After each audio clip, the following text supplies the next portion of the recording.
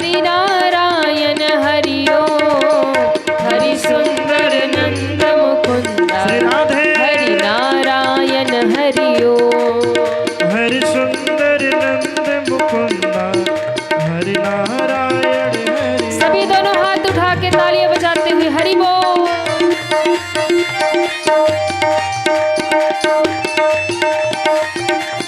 श्री राधे।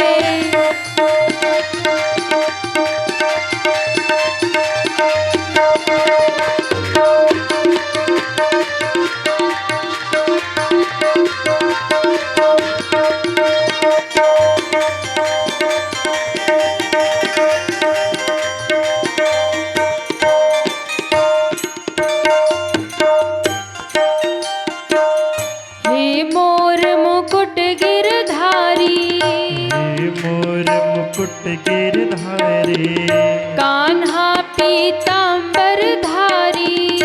कान्हा पीतांबर धारी हे मोर मुकुट गिरधारी हे मोर मुकुट गिरधारी कान्हा पीतांबर धारी। कान्हा पीतांबर धारी गोपियन संग रास रचावे मोहन मुरली धारी।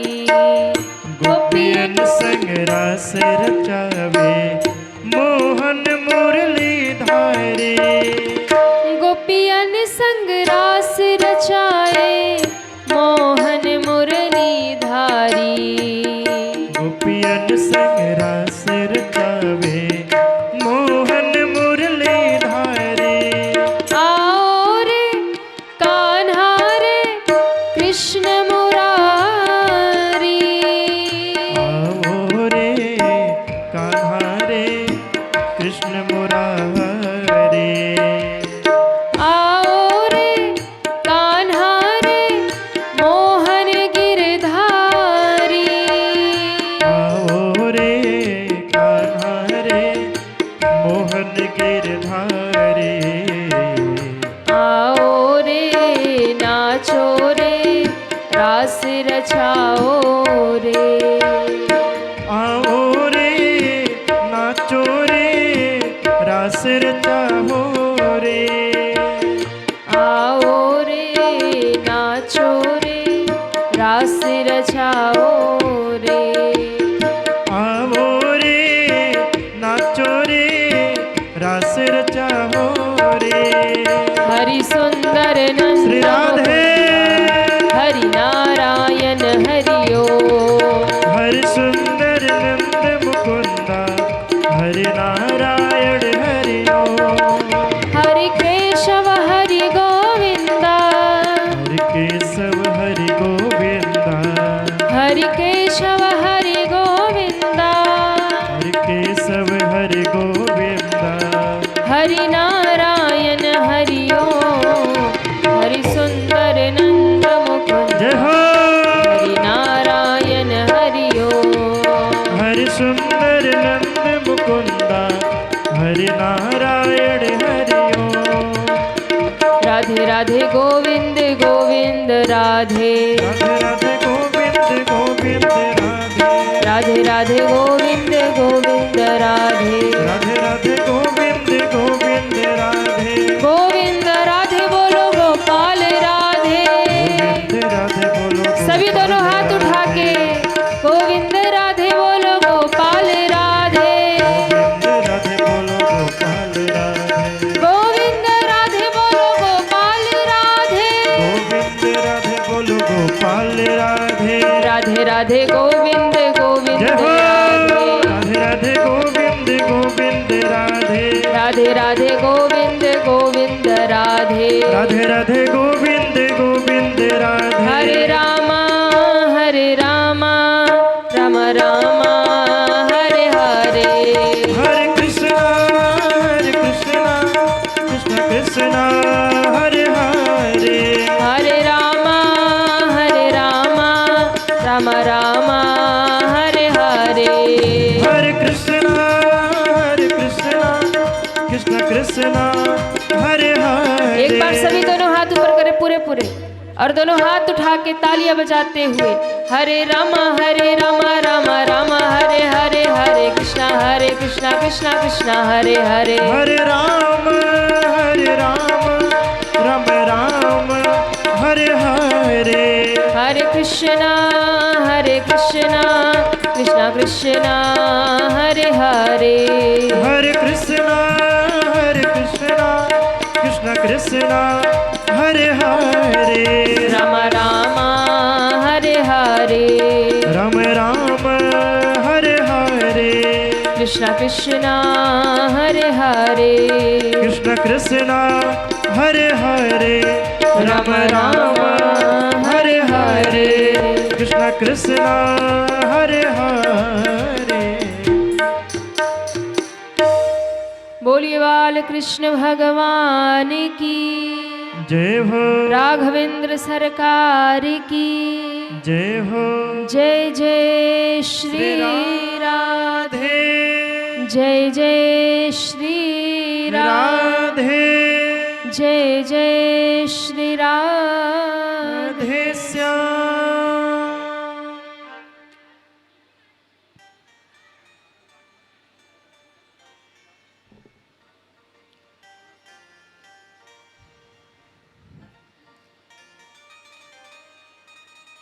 श्रीमद् भागवत कथा का आज चतुर्थ दिवस और आज की कथा जो है वो बड़ी मंगलमयी कथा है, बड़ी रसमयी कथा है, क्योंकि आज ठाकुर जी प्रकट होने वाले हैं। आज कथा में क्या होने वाला है? अरे कहिए ना। भगवान का जन्म नहीं, भगवान का अवतार होता है, भगवान प्रकट होते हैं। तो आज भगवान का प्राकट्य उत्सव है। और वैसे तो हम कही देते हैं कि कृष्ण जन्मोत्सव है, तो ये तो भक्तों का भाव है, हम सबका भाव है कि भगवान का जन्म उत्सव है, पर वास्तव में श्री भगवान का प्राकट्य उत्सव है। भगवान प्रकट होते हैं। तो आज कथा में भगवान प्रकट होने वाले हैं। धरती के भार का हरण करने के लिए, पापियों का संहार करने के लिए और धर्म की स्थापना करने के लिए भगवान धरती पर अवतार लेते हैं, भगवान धरती पर प्रकट होते हैं।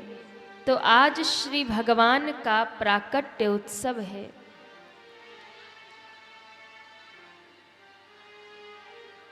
बड़ी ही मंगलमयी श्रीमद् भागवत की कथा हम और आप सभी श्रवण कर रहे। कल हम सभी ने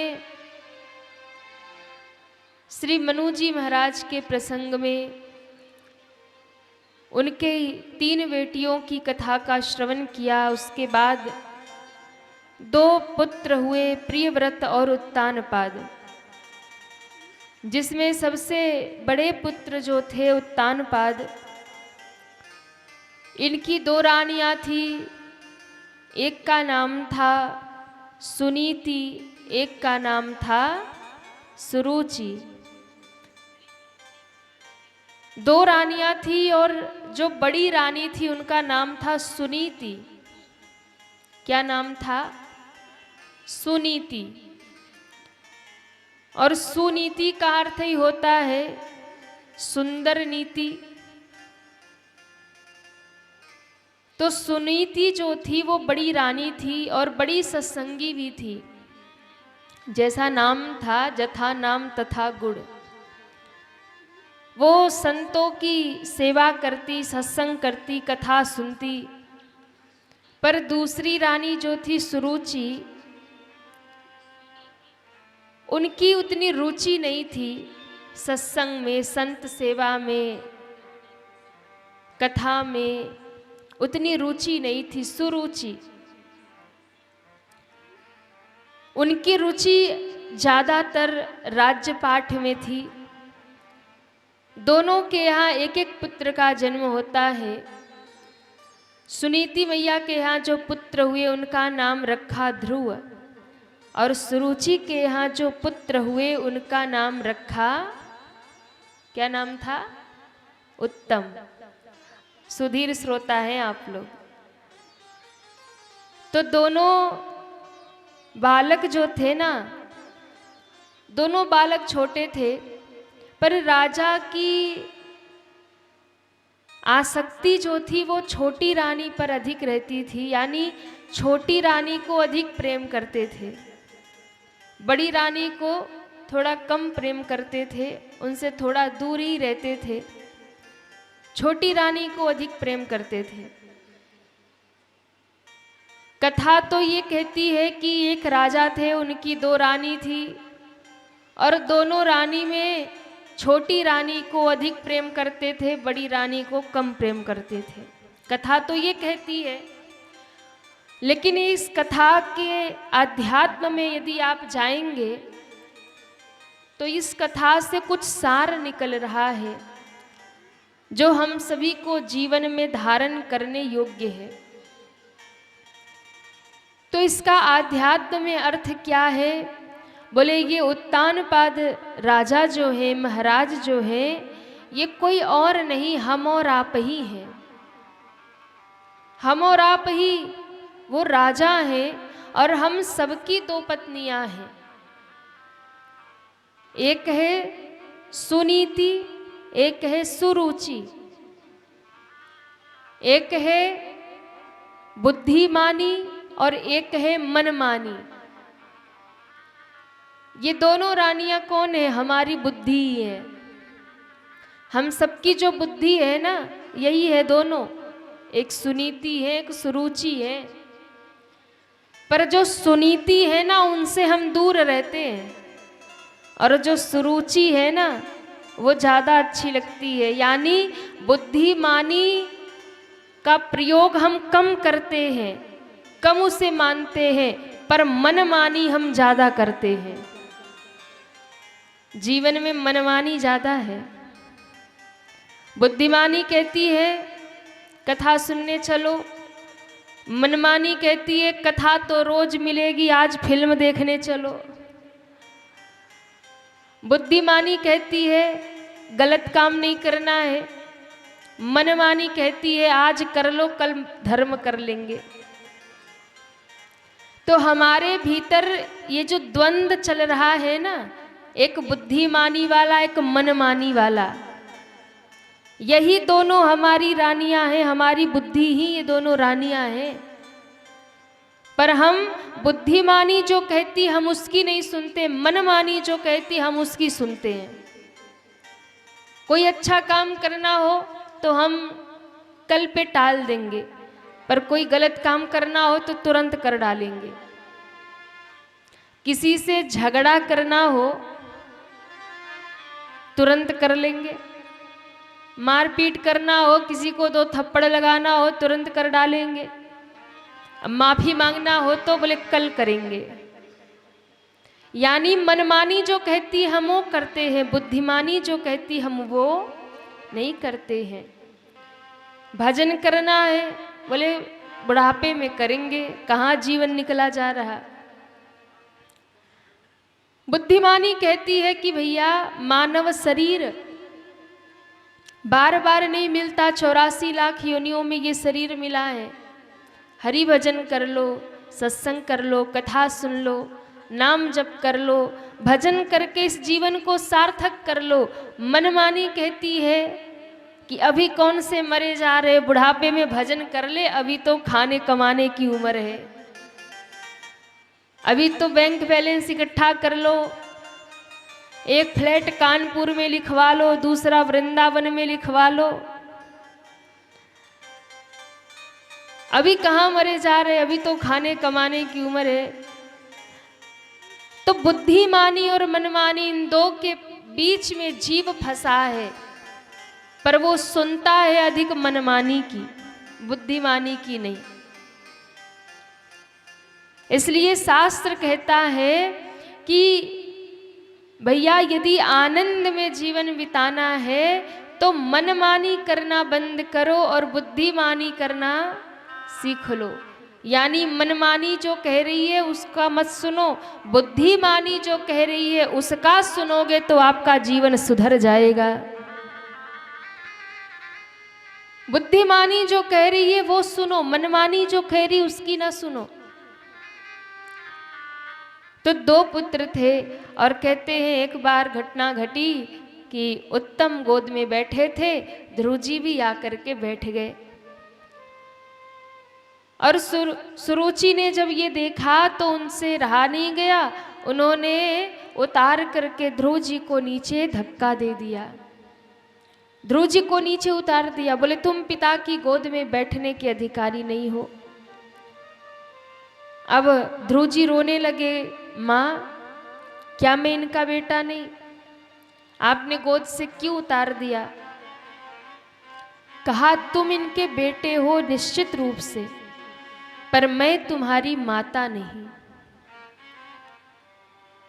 और यदि पिता की गोद में बैठना है तो जितना जरूरी इनका पिता होना है उतना ही जरूरी मेरा तुम्हारी माता होना है। तुम्हारी माता वो सुनीति है, इसलिए तुम पिता की गोद के अधिकारी नहीं हो। उत्तम जी रो पड़े, ध्रुव जी रो पड़े। ध्रुव जी ने कहा कि ऐसा भेदभाव मेरे साथ क्यों? क्योंकि तुम्हारी माता वो सुनीति है। अब माँ के पास रोते रोते आ गए, माँ ने गोद में बिठाया, बेटा क्यों रो रहे हो, आंसू पोछे। ध्रुव जी ने रो रो के सारी बात बताई कि छोटी माता ने पिता की गोद से उतार दिया। पूछने पे कहा तुम सुनीति के बेटा हो इसलिए पिता की गोद में बैठने के अधिकारी नहीं हो। और उन्होंने यहाँ तक कह दिया कि यदि पिता की गोद में बैठना है तो तपस्या करके नारायण को प्रकट करो, और नारायण जब प्रकट हो तो उनसे यही वर मांगना कि मुझे सुरुचि का बेटा बना करके धरती पे भेजो, जन्म दो। जब उनकी गोद से मेरा जन्म होगा तब पिता की गोद मिलेगी। क्या पिता की गोद भगवान के दर्शन से भी बड़ा है, या फिर माँ का गर्भ प्रभु के दर्शन से बड़ा है कि प्रभु का दर्शन करने के बाद भी मैं उस माँ के गर्भ से जन्म लूं उस पिता की गोद में बैठने के लिए? तब माता सुनीति ने अपने पुत्र को समझाया, देखो सत्संग करने वाला जो व्यक्ति होता है ना उसके जीवन में शांति होती है। कुसंगी व्यक्ति जो होता है उसके जीवन में अशांति होती है। जो संसारी होगा ना वो हमेशा अशांत रहता है। जो संसारी होगा वो छोटी छोटी बातों में लड़ जाता है। जो संसारी होता है वो छोटी छोटी बातों में झगड़ जाता है, छोटी छोटी बातों में वो क्रोध करता है। लेकिन सत्संगी व्यक्ति जो होता है वो छोटी छोटी बातों में क्रोध नहीं करता, छोटी छोटी बातों में झगड़ा नहीं करता। सत्संग आपको शांति का मार्ग दिखाता है, सत्संग आपको सन्मार्ग दिखाता है, सत्संग आपको शांति की ओर ले जाता है। जब कथा पंडाल में आकर के भी कई बार लोग झगड़ जाते कि हमको तो यही बैठना है। कई बार होता है ना, कथा में भी आके लोग झगड़ा करते कि हम तो यही बैठते, रोज तो 7 दिन यही बैठेंगे। कई बार लोग सोफे पे बैठने के लिए, कुर्सियों पे बैठने के लिए झगड़ जाते कि हम तो यही बैठेंगे। तो जो कथा में भी आके अशांति फैला दे, अब आप सोचो कि उसके जीवन में कितनी अशांति होगी। जो कथा में भी आके झगड़ जाए, क्रोध करे, तो फिर उसे सत्संग और कथा का मतलब नहीं निकलता महाराज। फिर उसे कथा सुनने का, सत्संग सुनने का कोई अर्थ नहीं।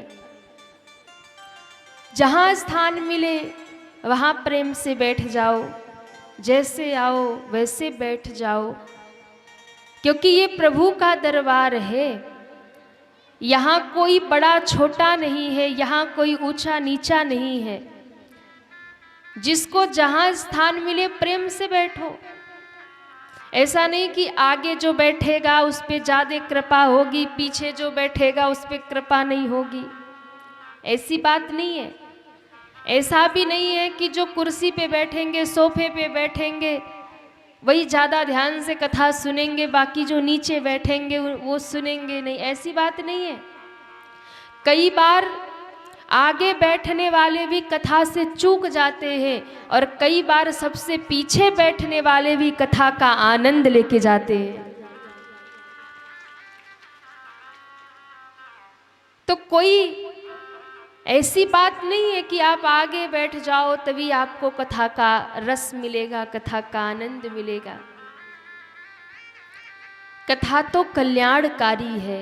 आपके कानों में कथा घर में बैठे बैठे भी चली जाए, रोड पे चलते चलते भी चली जाए, तो भी आपका कल्याण कर देगी।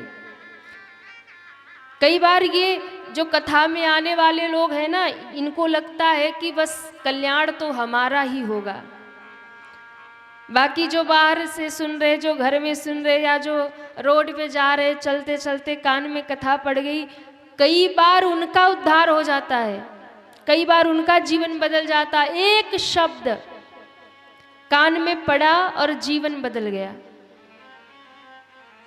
ऐसा नहीं कि केवल जो पंडाल में बैठे हैं ना, 3 घंटा जो सुन रहे उनका ही जीवन बदलेगा, नहीं।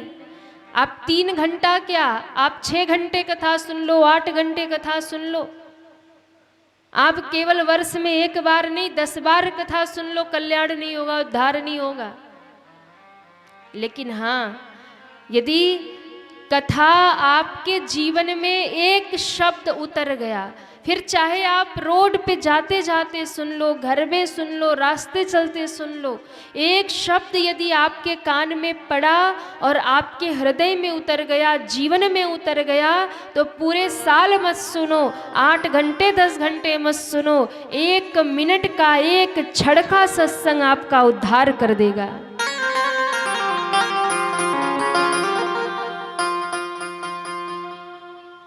एक घड़ी आधी घड़ी, आधी में पुनियाद, तुलसी संगत साधु की, हरहि कोटि अपराध। भगवान की कथा सत्संग एक घड़ी आधी घड़ी, आधी में पुनियाद। बताओ, एक घड़ी कोई सुन ले, उसका आधा सुन ले, आधा का भी आधा सुन ले। तुलसी संगत साधु की, हरहि कोटि अपराध। इतनी भी कथा यदि आपके जीवन में आ गई तो भी आपका कल्याण हो जाएगा। और यदि कथा आप हर साल सुन रहे हो और जिंदगी में असर नहीं हो रहा और जीवन में नहीं उतर रहा, तो फिर आप सुनते रहो पूरे जीवन कथा, उद्धार नहीं करेगी कथा आपका। जैसे गंगा जी जाओ तो गंगा में उतरना पड़ेगा, तब पाप धुलेगा। बिना डुबकी लगाए पाप उतरने वाला नहीं है। आप जाके किनारे पे बैठ जाओ कि भैया बड़ी सर्दी है, हम नहीं नहाएंगे, किनारे पे बैठ जाओ, जब तक उसमें उतरेंगे नहीं तब तक भीगेंगे कैसे? गंगा में कोई डुबकी लगाए और बिना भीगे वापस आ जाए, ऐसा हो सकता है क्या? हाँ या ना? हो सकता है? नहीं। डुबकी लगाएगा तो पक्का भीग करके आएगा। बिना डुबकी लगाए कोई भीग नहीं सकता है। उसी प्रकार कथा जब तक जीवन में नहीं आएगी तब तक कल्याण हो नहीं सकता। आप कितनी भी कथा सुनते रहो, इसलिए आप कितनी कथा सुन रहे हैं, कितने देर सुन रहे हैं, ये मायने नहीं रखता है। ये कथा आपके हृदय में कितनी उतर जा रही है, मायने ये रखता है। कितनी आपके जीवन में उतर जा रही है, कितना आप अपने जीवन में आत्मसात कर रहे हैं कथा, ये मायने रखता है। तो मैंने यहाँ तक भी देखा है कि लोग कथा में आके भी झगड़ जाते हैं, दूसरे पर क्रोध करते, दूसरे को धक्का देके। मंदिरों में देखो, मंदिर में लोग जाते हैं सुकून पाने के लिए, शांति पाने के लिए, लाइनों में लग जाते हैं और फिर मौका मिलते ही एक दूसरे को धक्का दे दे के आगे निकल जाते हैं। आप उस चीज को समझते नहीं कि नर में ही नारायण है। आप जिसको धक्का देके जा रहे हो, क्या पता उसी रूप में भगवान खड़े हों। बांके बिहारी में गए आप, राधा रमण जी में गए, कहीं भी आप दुनिया में गए, काशी विश्वनाथ गए, कहीं भी गए, क्या पता आप जिसको धक्का देके जा रहे हो, जिसको अपशब्द कह के जा रहे हो, किसको दो बात कड़वी बोल के जा रहे हो, क्या पता उसी रूप में कोई महादेव खड़ा हो या नारायण खड़े हो।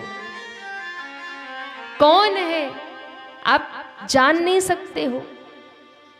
इसलिए प्रयास किया करिए, मंदिर जाइए, तीर्थ में जाइए, सत्संग में जाइए, तो किसी को ये प्रयास करिए कि मेरी वजह से किसी को तकलीफ ना हो, मेरी वजह से किसी को हानि ना हो, मेरी वजह से किसी को समस्या ना हो। खुद कष्ट सह लो, खुद तकलीफ सह लो।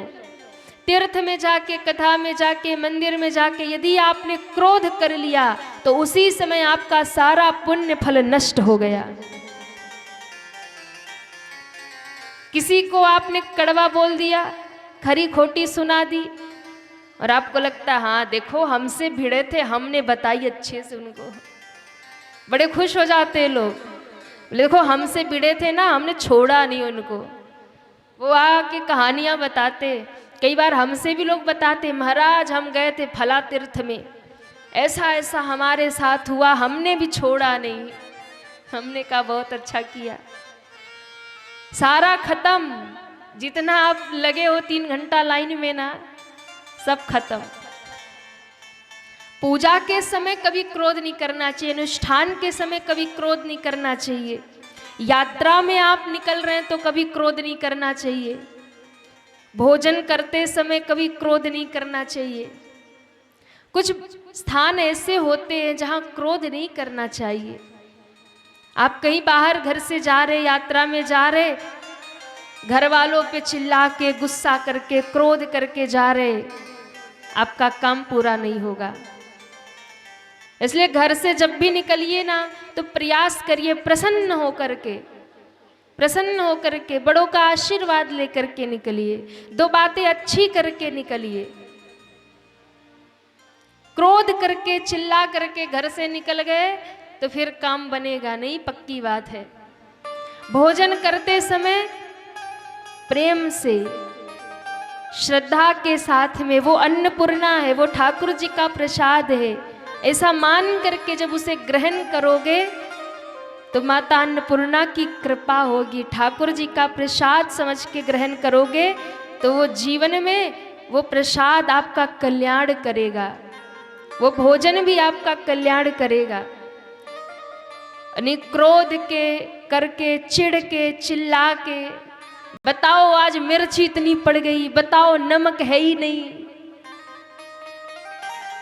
तो फिर क्या होगा? वो भोजन प्रसाद नहीं, फिर जहर बन जाएगा, वो आपका कल्याण नहीं करेगा। अब कईयों की आदत होती है ना कि थोड़ा ऊपर नीचे कभी हो जाए तो वो घरवाली पे चिल्लाएंगे, अरे दिन भर करना ही क्या है, घर में पड़ी रहती हो, बताओ ठीक से खाना नहीं बना रही हो, आज मिर्ची अधिक हो गई, कल नमक कम हो गया। फिर शुरू हो जाता है घर में अथ श्री महाभारत कथा, शुरू हो जाता है। भोजन के समय कभी क्रोध मत करिए, प्रेम से भोजन करिए, ठाकुर जी को समर्पित करके। माँ अन्नपूर्णा है ये ध्यान रखिए, तब भोजन ग्रहण करिए। घर से निकलो यात्रा में तब क्रोध मत करो। पूजा में बैठे, अनुष्ठान में कईयों की आदत होती है, पूजा करने बैठे रहेंगे, घर वालों पे चिल्लाते रहेंगे। और ज़्यादातर तो आदत होती है मैयाओं की। जिस दिन ये व्रत हो जाए, जिस दिन ये कोई अनुष्ठान कर रही हो, कोई व्रत कर रही हो, तो बहू पे चिल्लाती फिरे दिन भर। अरे तुम्हें मालूम नहीं आज हमारा व्रत है, ऐसे नहीं किया, वैसे नहीं किया, बताओ। ले आओ माचिस, वहां रखी है, दीपक वहां रखा है। अरे प्रसाद तो भूल ही गई, ले आओ। बताओ, व्रत है तो पूरा घर सर पे उठा रखा है। तो कई ऐसी भी होती माताएं, अनुष्ठान में, पूजा में क्रोध नहीं होना चाहिए। क्रोध किया, सब नष्ट हो गया। तो सत्संग में जाकर के, कथा में जाकर के, तीर्थ में जाकर के, मंदिर में जाकर के कभी भी हमें कोई ऐसा व्यवहार नहीं करना है जिससे कि दूसरों को कष्ट पहुंचे। ऐसा कोई व्यवहार नहीं करना है जिससे कि किसी को दुख मिले। अगर आपने ऐसा किया, अब करने वाले तो महाराज कई कथा में भी पहुंच जाते, जूते चप्पल चोरी कर लेते, किसी की चैन उड़ा देते हैं। तो ऐसा नहीं है कि सारे भक्त ही मंदिर जाते हैं, ये भी बात है कि सारे भक्त ही कथा में आते या सारे भक्त ही मंदिर जाते हैं। चोर डाकू भी जाते हैं, जेब कतरे भी जाते हैं। तो उनसे सावधान भी रहना है। अब कोई जेब कतरा होगा, उससे दोस्ती कर लोगे, भैया तू वही नारायण हो, तो फिर आपको अच्छे से भक्ति सिखा देगा वो। ऐसा भी नहीं करना है। सतर्क तो रहना है, लेकिन किसी से लगना नहीं है, यानी किसी को अपशब्द नहीं कहना, किसी पे क्रोध नहीं करना है। तो सत्संगी जो होता है, जिसके जीवन में सत्संग आ गया, कथा आ गई, वो शांत हो जाता है। जिसके जीवन में सत्संग आ गया, फिर उसका क्रोध समाप्त हो जाता है। इसलिए सत्संग में, कथा में आप जाते हैं तो उन बातों को जीवन में उतारने का प्रयास करिए। जीवन में सत्संग तभी उतरता है जब आपके जीवन में शांति आती है, आपके जीवन में से जब क्रोध समाप्त हो जाता है। सुनीति ने जब सुना तो वो सुरुचि से लड़ने नहीं गई, क्योंकि वो सत्संग करती है ना। और गोस्वामी जी कहते हैं, बिनु सत्संग विवेका न होई, बिनु सत्संग विवेक न होई, बिनु सत्संग विवेका न होई, बिनु सत्संग विवेक न होई, बिनु सत्संग विवेक न होई, बिनु सत्संग विवेक न होई, बिनु सत्संग विवेक न होई।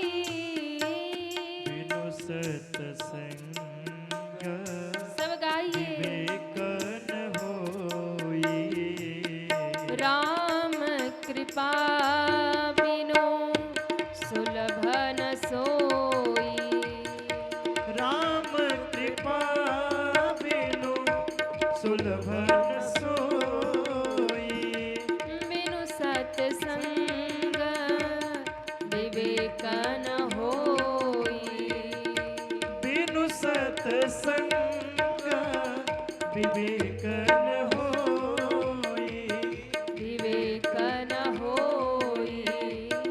विवेक न होई।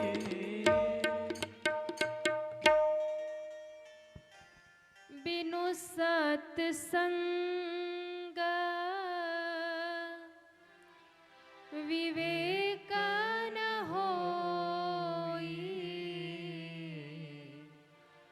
राम कृपा बिनु सुलभा न सोई। बिना सत्संग के जीवन में विवेक नहीं होगा, ज्ञान नहीं होगा। विवेक कहते हैं कि सही और गलत की पहचान जब आपके जीवन में आ जाए, यही विवेक है। क्या करना है, क्या नहीं करना है, क्या सही है, क्या गलत है, ये विवेक होता है। ज्ञान आपके जीवन में जब आ जाए तो सत्संग से ज्ञान मिलता है, सत्संग से जीवन जीने की राह मिलती है, सत्संग से आपको विवेक मिलता है।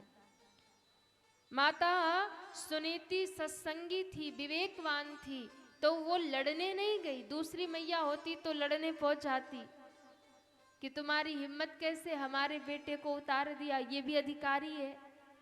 लेकिन इन्होंने पुत्र को समझाया कि बेटा कोई बात नहीं, वो तो छोटी माता ने तुम्हें ऐसे ही कह दिया होगा। बोले नहीं, उन्होंने कहा कि पिता की गोद में बैठना है तो नारायण को प्रकट करो, उनसे कहो कि वो मेरा बेटा बना के तुम्हें धरती पर भेजे। तब माता सुनीति ने कहा कि चलो, अगर माँ ने तुम्हें ये कहा तो मैं भी तुम्हें यही कहती हूं कि तुम नारायण को प्रकट करो, प्रभु को प्रकट करो। और जब प्रभु एक बार मिल जाएंगे तो तुम्हें फिर पिता की गोद की क्या आवश्यकता है? क्यों कि भाई जिसको मणि मिल जाए उसे कांच की क्या आवश्यकता है? मणि मिल जाए तो फिर वो कांच लेगा क्या? बोले कांच नहीं चाहिए, अब तो मणि मिल गई है। तो बेटा जब तुम्हें भगवान मिल जाएंगे तो भगवान से बड़ी तो ना तो माँ का कोख है और ना पिता का गोद है, इसलिए इन दोनों के ऊपर प्रभु का दर्शन है। आज मैं भी तुम्हें यही कहती हूँ कि बैठना ही है तो उस परम पिता की गोद में बैठो, संसार के पिता की गोद में बैठकर क्या मिलेगा? दुनिया के गोद में बैठोगे, संसार की कोई भी वस्तु है उसे प्राप्त करोगे, आज है कल नहीं होगा। अगर तुम पिता की गोद में बैठोगे, आज नहीं तो कल उतरना पड़ेगा। बैठना ही है तो उस परम पिता की गोद में बैठो जहां से तुम्हें कोई उतार ही ना पाए, वहां से कोई नहीं उतार सकता। पिता की गोद से तो उतार दिए जाओगे, पर परम पिता ने गोद में बिठा लिया तो किसकी हिम्मत है सो उतार पाए। छोटा सा बच्चा, बात मन में बैठ गई, निकल पड़े घर से, जाकर के तपस्या करने लगे। नारद जी ने गुरु मंत्र दे दिया और कहा जप करो, भगवान तुम्हें दर्शन देंगे। ध्रुव जी ने जाकर के तप करना प्रारंभ किया और कहते हैं जैसे ही 6 महीना बीता, इतना प्रबल, इतनी तपस्या प्रबल हो गई कि आज सारे देवताओं ने भगवान की स्तुति की, प्रभु अब ध्रुव को दर्शन देना ही होगा, अब दर्शन देना होगा।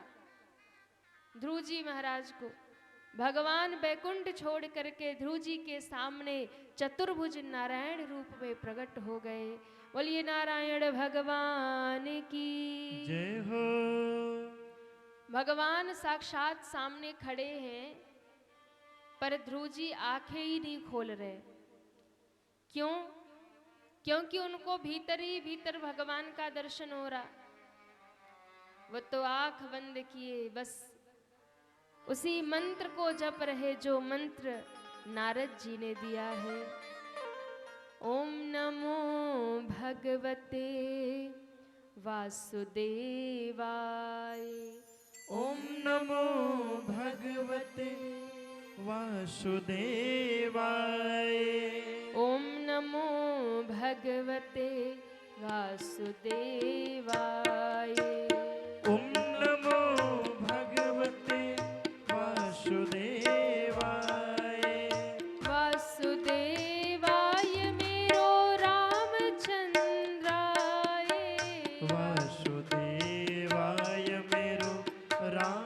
रामचंद्राय वासुदेवाय मेरो रामचंद्राय वासुदेवाय मेरो रामचंद्राय ओम नमो भगवते वासुदेवाय ओम नमो भगवते वासुदेवाय ओम नमो भगवते वासुदेवाय ओम नमो भगवते वासुदेवाय ये वही मंत्र है जिसे जपने के बाद ध्रुव जी को भगवान के दर्शन हो गए। इसलिए उठाइए दोनों हाथों को और तालियां बजाते हुए हरि बोल।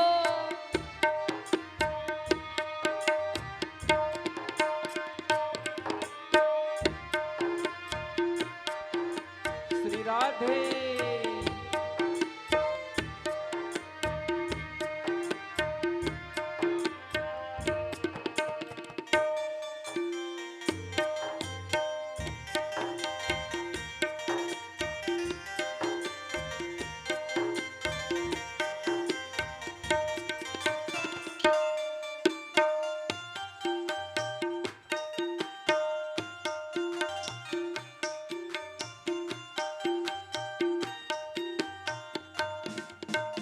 वासुदेवाय मेरो रामचंद्राय वासुदेवाय मेरो रामचंद्राय रामचंद्राय मेरो कृष्णचंद्राय रामचंद्राय मेरो कृष्ण दोनों हाथ उठा के सभी तालियां बजाते हुए ओम नमो भगवते वासुदेवाय ओम नमो भगवते वासुदेवाय ओम नमो भगवते वासुदेवाय ओम नमो भगवते वासुदेवाय वासुदेवाय मेरो रामचंद्राय वासुदेवाय मेरो रामचंद्राय वासुदेवाय मेरो रामचंद्राय वासुदेवाय मेरो रामचंद्राय दोनों हाथ उठा के पूरे पूरे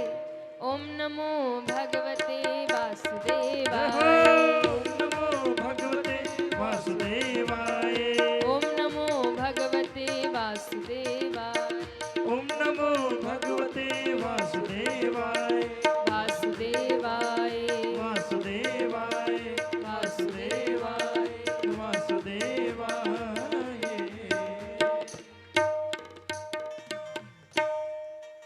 ध्रुव जी महाराज आंख बंद किए हुए वासुदेवाय मेरो रामचंद्राय वासुदेव इतना धीरे गाएंगे तो थोड़ी भगवान मिलेंगे। रामचंद्राय मेरो कृष्णचंद्राय राम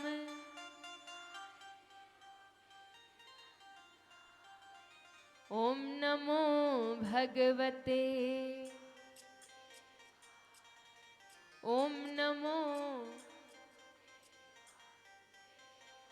यही मंत्र चल रहा ध्रुव जी के मन में और सामने नारायण भगवान खड़े। नारायण भगवान ने देखा आंख ही नहीं खोल रहे। क्यों नहीं खोल रहे? क्योंकि हृदय में ही भगवान की छवि का दर्शन हो रहा है। भगवान समझ गए कि ऐसे आंख नहीं खोलेगा, तो भीतर की छवि को अदृश्य कर दिया। और जब भीतर की छवि अदृश्य हुई तब व्याकुल होकर के नेत्र खोला। और जब नेत्र खोला तो देखा कि जिस छवि का हृदय में दर्शन हो रहा था वही साक्षात नारायण आज सामने खड़े हैं। वही साक्षात भगवान आज सामने। आहा, ध्रुव जी ने जैसे ही दर्शन किया गदगद हो गए। ध्रुव जी ने दर्शन तो किया, लेकिन अब ध्रुव जी सोचने लगे कि माँ ने ये तो कहा था कि भगवान को प्रकट करना, पर ये तो बताया ही नहीं कि भगवान प्रकट होंगे तो कहना क्या है। अब छोटा सा अबोध बालक सोच रहा माँ ने तो बताया ही नहीं कि इनसे बात क्या करूं, कहूं क्या इनसे। तो ध्रुव जी भगवान को देख रहे, भगवान ध्रुव जी को देख रहे, और सारे देवता आकाश में पुष्प लिए खड़े हैं। अब दृश्य दिख रहा है कि ना तो ध्रुव जी बोले ना भगवान बोले। ऊपर खड़े खड़े देवता देख रहे हैं कि ये दोनों कुछ बोलते क्यों नहीं। ध्रुव जी तो ये सोच रहे हैं कि मैं बोलूं क्या, पर भगवान सोच रहे कितना भोला भगत है, अभी मुझे मेरे दर्शन के लिए तप कर रहा था, अब मैं सामने आया तो कुछ कहता नहीं है। फिर भगवान हल्के से मुस्कुराए, तो भगवान मुस्कुराए तो ध्रुव जी मुस्कुराने लगे। इन दोनों को मुस्कुराते देखकर आकाश में देवता मुस्कुरा रहे। कथा सुनाते सुनाते सुखदेव जी मुस्कुराए, और कथा सुनते सुनते राजा परीक्षित को मुस्कुराते देखकर सारे संत समाज सब ऋषि मुनि मुस्कुराने लगे, प्रसन्न होने लगे। लेकिन अब बात यह है कि सब मुस्कुरा क्यों रहे हैं, क्यों मुस्कुरा रहे? तो देखो भगवान इसलिए मुस्कुराए, कितना भोला भगत है, मैं सामने खड़ा हूं फिर भी कुछ मांगता नहीं, कुछ कहता नहीं, सोच रहा है क्या कहूं क्या ना कहूं। मैया ने तो बताया नहीं कि कहना क्या है। तो उस भोले मन को देख करके मेरे प्रभु प्रसन्न होकर के मुस्कुराए। ध्रुव जी मुस्कुराए भगवान को देख करके कि भगवान मुझे देखकर मुस्कुरा रहे हैं, पर मैं कुछ बोल नहीं रहा हूं, इनसे क्या कहूं, माँ ने कुछ बताया नहीं है। आकाश में खड़े देवता इसलिए मुस्कुरा रहे कि देखो भाई कितना सौभाग्यशाली ये ध्रुव है कि इसके सामने साक्षात नारायण देने के लिए खड़े हैं, पर ये पगला कुछ मांगता ही नहीं है। ऐसा अवसर तो हमें मिले तो हम न जाने क्या क्या प्रभु से मांग ले, इसके सामने प्रभु खड़े, ये कुछ मांगता नहीं है, कितना भोला है। सुखदेव जी मुस्कुराए देवताओं की इस सोच पर कि अरे देवताओं, तुम भी कैसी सोच वाले हो, तुम सोचते हो कि भगवान मिले तो हम कुछ मांगे। अरे तुम इतने मूर्ख हो कि जिसे जीवन में प्रभु मिल जाए फिर दुनिया में और क्या चाहिए। जिसे स्वयं हरि मिल जाए, जिसे स्वयं नारायण मिल जाए, उसे और क्या चाहिए। अगर प्रभु के मिलने के बाद भी मन में कामना है तो वो भगत कैसा। जब तक प्रभु नहीं मिले तब तक चलो मन में कामना है, ये मिले वो मिले, लेकिन जब प्रभु मिल गए, जब जगत का मालिक ही मिल गया तो फिर जगत से क्या मांगना, संसारी की वस्तुओं को क्या मांगना। सुखदेव जी को मुस्कुराते देख राजा परीक्षित मुस्कुरा रहे हैं कि वाह मेरे गुरु, ऐसे सदगुरु मिले, ऐसे गुरुदेव मिले हैं जो इतनी सुंदर कथा सुना रहे कि मुझे कथा में ही साक्षात भगवान के दर्शन हो रहे। सारे संत महात्मा इसलिए मुस्कुरा रहे कि धन्य है ऐसे वक्ता और धन्य है ऐसे श्रोता। ऐसे श्रोता, ऐसे वक्ता का हमें दर्शन हो रहा जो स्वयं कथा में भगवान की छवि का दर्शन करा रहे, इसलिए हम लोग भी धन्य धन्य हो रहे हैं, इसलिए सब प्रसन्न हैं।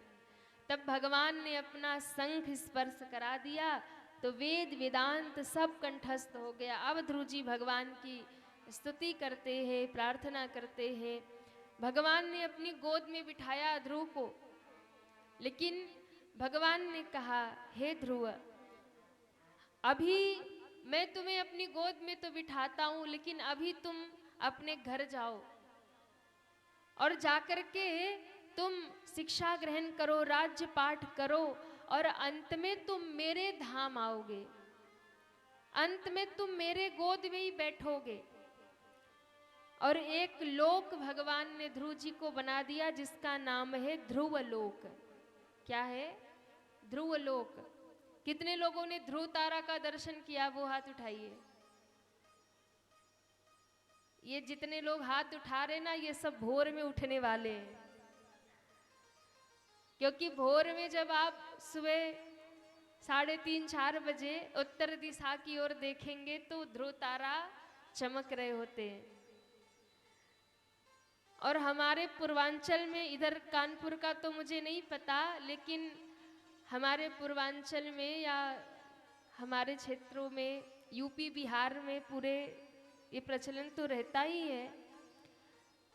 लेकिन अब इधर कानपुर में है कि नहीं, पर हमारे पूर्वांचल में जितने पूर्वी क्षेत्र हैं बिहार लेकर के, जब उधर विवाह होते हैं ना, तो विवाह जैसे ही पूर्ण होता है तो जो पंडित जी होते हैं वो वर वधू को भोर में ध्रुव तारे को देखने को कहते हैं। आप लोग के इधर होता है कानपुर में? वाह। तो ध्रुव तारे का दर्शन कराया जाता है। क्यों कराया जाता है? क्योंकि ध्रुव वो हैं जो कभी अपने स्थान से टलते नहीं है, अडिग रहते हैं।